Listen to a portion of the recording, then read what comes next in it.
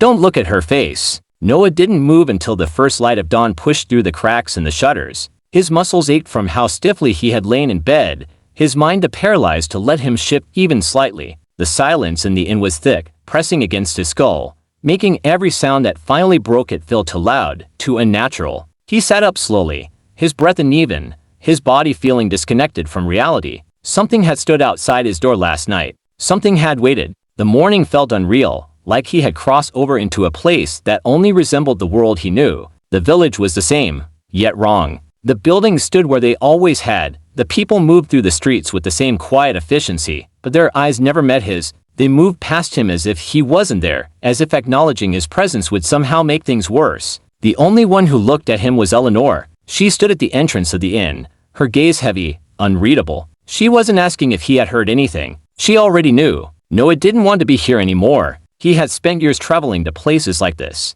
searching for the strange, the forgotten, the things that people spoke about in hushed tones. But this was different. The weight in the air, the way the villagers carried their silence like a shield, it was more than fear. It was resignation. They lived with this, whatever it was, and they had learned not to fight it. He wasn't part of this place. He wasn't meant to stay. He made his way to the road leading out of the village, his steps too fast, his hands curled into fists to keep them from shaking. The dirt path stretched ahead, winding through the trees, disappearing into the distance. The air felt thicker the closer he got, as if something unseen was pushing against him, slowing him down. Every instinct told him not to turn round, to keep walking, to pretend he hadn't felt the shift in the air, the drop in temperature, the absence of sound that had suddenly swallowed the world behind him. His steps faltered. The road was different. It should have led straight out of the village, past the hills and toward the main road. He had studied maps before coming here. He had walked part of the route the day he arrived. But now, the path twisted in ways it hadn't before, curving back toward the village, even though he had been walking away. The trees were closer,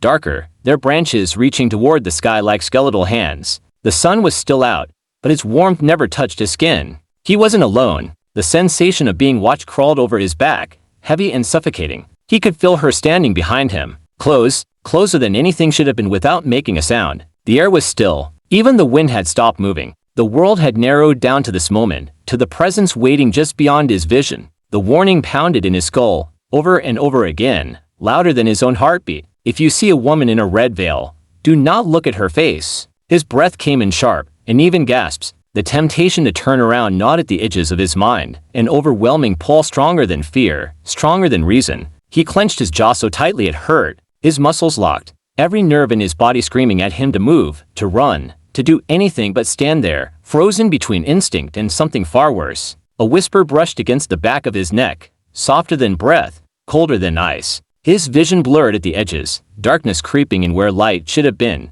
The road beneath his feet shifted, tilting ever so slightly, making it impossible to tell which direction was forward, which was back. His fingers twitched. A single thought wedged itself into his mind, twisting with unnatural certainty. Turn round, look at her. The words weren't his, but they belonged to him now, sinking deep into the marrow of his bones, curling around his thoughts like vines. His body tilted slightly before he forced himself upright again. Every second stretched into eternity, the silence pressing harder, waiting for him to break. A drop of sweat rolled down his temple. He didn't know how long he had been standing there, locked in place, fighting against something unseen. Time had lost meaning. The world had shrunk down to nothing but the space between him and whatever waited behind him. His breathing was too loud, his heartbeat deafening. Then, without warning, the pressure lifted. The air thinned. The warmth of the sun returned, weak but present. The world tilted back into place. His legs nearly buckled, but he forced himself to move, to take one step,